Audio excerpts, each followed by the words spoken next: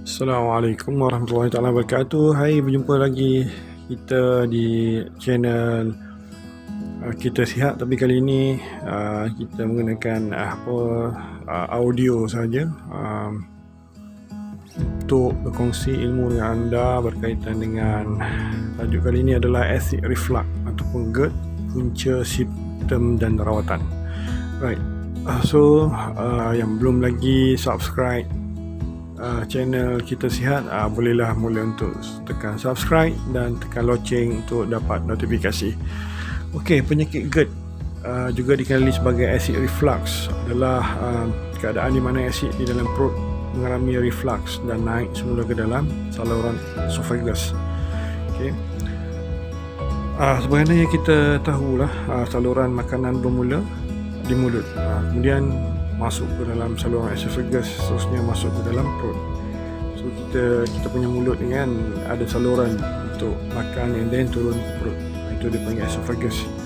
Di dalam perut pula jus gastrik akan dirembeskan untuk mencerna makanan di dalam perut. Jadi jus gastrik ni dia mengandungi hidroklorik yang berfungsi untuk membunuh kuman di dalam perut. Maknanya kalau ada benda kuman yang masuk dalam perut, so jus ni akan bantu untuk bunuh kuman-kuman tu. Tapi di dalam penyakit acid reflux ni, asid yang terasir ni mengalami reflux, iaitu asid tersebut naik semula ke dalam saluran esophagus. Okay, ini menyebabkan simptom akan berlaku seperti pedih hulu hati dan juga sakit dada. Ini juga adalah pengalaman saya bila ada simptom macam ni, pedih hulu hati kan. GERD ni dia ada pedih hulu hati dan juga sakit dada. Sakit tu tak boleh nak cakap lah sakitnya kan. Macam saya tu sampai dah terbaring dah, nak lah tak mampu untuk menangani masalah ni sebab masa tu tak tahu lagi macam mana caranya kan. So acid reflux yang teruk ni akan menyebabkan asid naik hingga ke bahagian tekak dan menyebabkan rasa masam kan, utamanya ketika bangun daripada tidur. Dia juga boleh menyebabkan komplikasi seperti masalah menelan. Betul tak? Kalau nak menelan rasa macam telan ke tak telan ke, dia confuse gitu. So terutamanya nak telan makanan. Dan juga serangan asma. Asma namanya kita rasa macam sesak nafas sikit. Kita nak bernafas tu macam ada halangan. Inilah simptom-simptom dia lah. Maknanya anda kena semak balik ataupun cek balik adakah anda bergejala dalam acid reflux. Okay, apakah punca pada penyakit GERD ni? Punca penyakit GERD ni adalah daripada otot sphincter di bawah bahagian esophagus mengalami masalah untuk kecut sepenuhnya. Maknanya dalam esophagus ni, daripada mulut kita, tekak kita turun ke perut, itu adalah esophagus. Di hujung esophagus tu dia ada satu tempat untuk menutup. Bila makanan masuk, makanan esophagus di ruang tu, otot sphincter ni akan buka untuk beri makanan masuk minum air lah. Tapi bila dia dah masuk, dia akan tutup. Tetapi sebaliknya berlaku bila anda kena GERD ni, dia punya otot tu terbuka. Sebab itulah berlakunya acid reflux tu, sebab dia dah tertutup, dia dah lemah. Sebab itulah punca GERD lah. Bahagian orang kata dalam otot ni, bahagian bawah akan mengecut. Dia mengecut dan menutup. Itu kerja dia. Okay, oleh itu bila otot ni punya masalah, ia akan menyebabkan makanan di bahagian dalam perut kita tu naik semula lah. Dan asid dalam perut tersebut akan menyebabkan keradangan di bahagian esophagus. Jadi asid yang naik tu, dalam perut ni kita ada asid, dia naik, dia menjadi radang dekat esophagus lah. Saluran daripada menelan tekak kita ni sampai ke perut tu ada keradangan. Menyebabkan rasa simptom sakit dada, sesak nafas kan, macam sakit jantung, jantung jadi laju apa semua tu akibat daripada asid tadi. Right. Kadang-kadang saya pun macam rasa masam je dalam mulut. Itu adalah berlaku acid reflux. Alright. So terdapat beberapa faktor lah menyebabkan ini berlaku. Contohnya, yang pertama adalah berat badan yang berlebihan. Maknanya ialah badan kita, mungkin kita tak jaga makan, maknanya badan kita naik mendadak dan menyebabkan salah satu puncanya GERD. Yang kedua adalah emosi dalam keadaan stres. Selalu stres ni yang selalulah berlaku di mana saja, tempat kerja, di rumah, mana saja, dalam kenderaan, jalan nak pergi kerja, balik kerja, yalah nak balik kampung ke apa ke, stres kan. So kena tangani stres. So yang ketiga adalah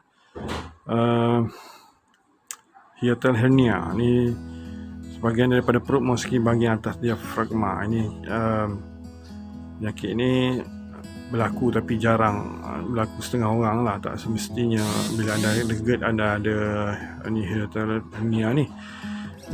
Sebab ni benda ni tak berlaku pada saya pun tak boleh nak terangkan pengalaman je tu. Makanan dalam kuantiti yang banyak, makanan yang dalam kuantiti yang banyak ni menyebabkan GERD.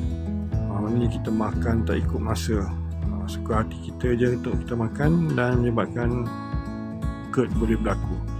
Ini makan banyak yang konsisten. Sepatutnya makan nasi satu pinggan, kita berasah banyak makan. So selalu orang pesan sebelum rasa sedap tu kena berhenti kan. Selalu kita dengar. Tapi kali ni anda kena ubahlah sikit. Makanan yang dalam kuantiti yang sikit.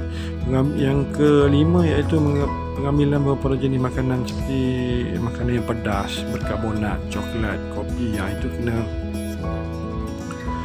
kalau anda dah sakit GERD, anda dah kena kurangkan lah. Maknanya ataupun tak ambil langsung. Kalau anda belum lagi sakit GERD, anda kena kurangkan. Boleh minum tapi kurangkan. Tak adalah setiap hari nak kena ambil. Seminggu sekali, 2 minggu sekali kan. Saya sebelum kena GERD tu, roti canai tu tak boleh cakap hari-hari belasah kan, pagi, petang, siang, malam. Bila dah GERD ni dah sembuh, saya ingat 6 bulan ni baru 2 kali makan roti canai. Sebab memang berhati-hatilah, sebab dah kena serik dan sakit tak boleh nak cakap. So berjaga-jaga. Apakah menyebabkan simptom sakit GERD ni?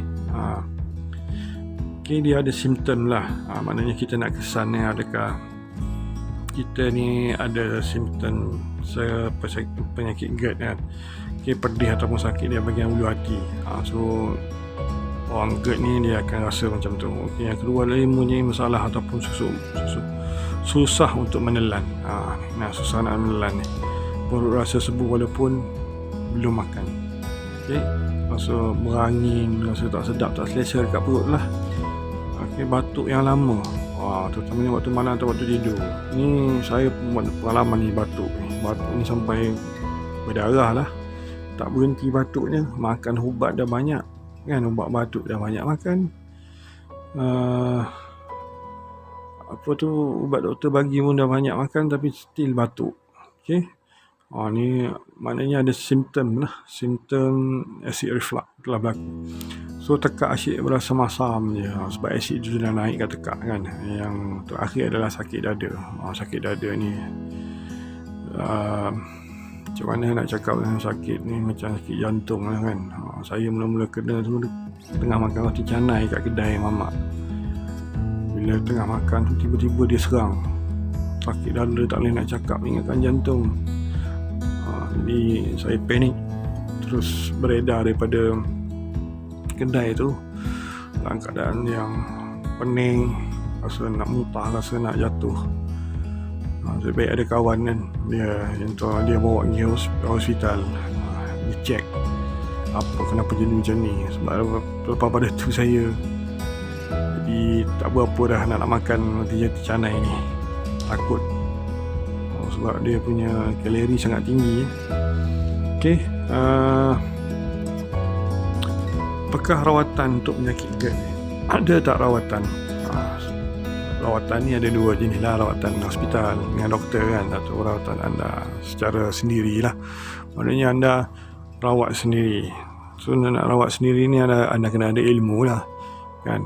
Mungkin tanya kawan-kawan yang dah hadapi benda ni. Macam saya, alhamdulillah saya bertuah sebab saya ada kawan yang pernah merasai sakit GERD ni. So saya banyak tanya dia banyak berkongsi. Alhamdulillah dia banyak kongsi ilmu-ilmu pengalaman dia mula dia sakit sampailah dia sembuh.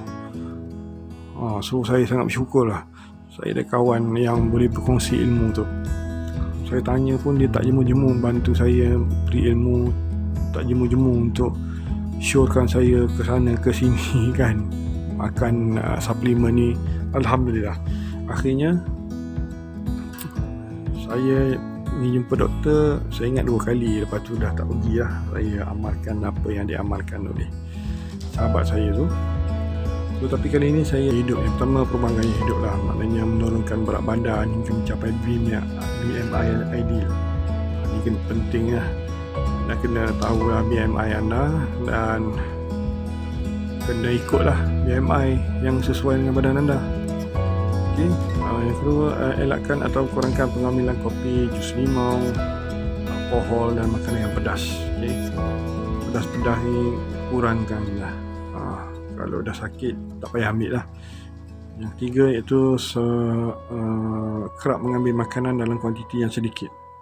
Okay, sedikit dia tapi kerap, maknanya makan sikit-sikit tetapi boleh dikatakan kerap. Begitulah saya lakukan untuk mengembalikan kesihatan. Orang yang terusnya adalah kepala dinaikkan sedikit ketika tidur. Maknanya time kita tidur tu tinggikan bantal lah. Maknanya ni adalah tujuan untuk mengelakkan daripada asid tu, reflux tu naik ke atas lah. Maknanya kita tinggikan sedikit kepala. Okay, penggunaan ubat yang kedua adalah ubat yang disyorkan oleh doktor lah ni.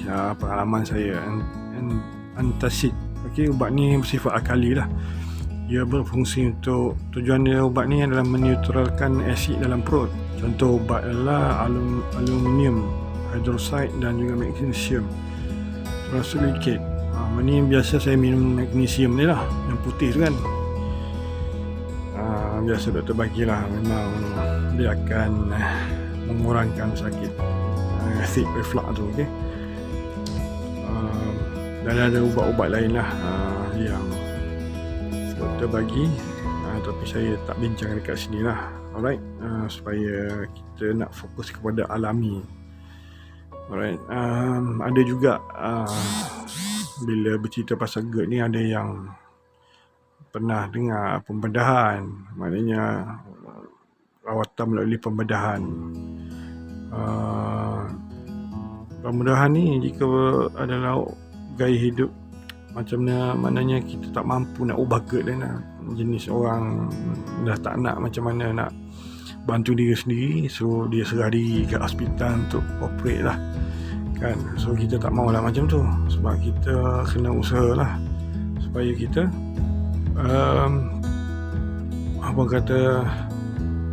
untuk mengelakkan daripada pembedahan lah. Bila pembedahan maknanya perut kita tak lagi seperti biasa lah, maknanya kita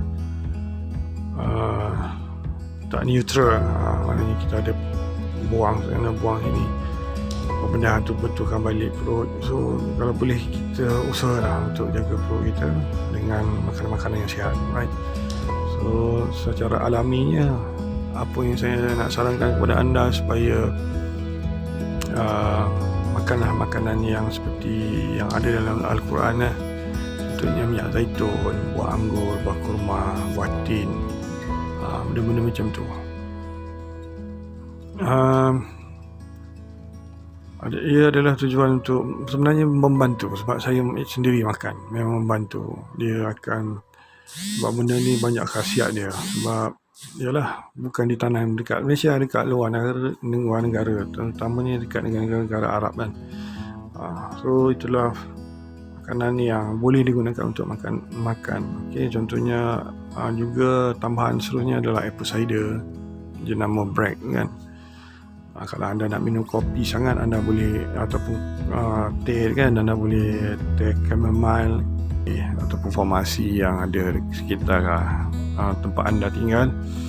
So itu adalah antara makanan yang boleh anda gunakan untuk sebenarnya untuk mengurangkan asid tu reflux.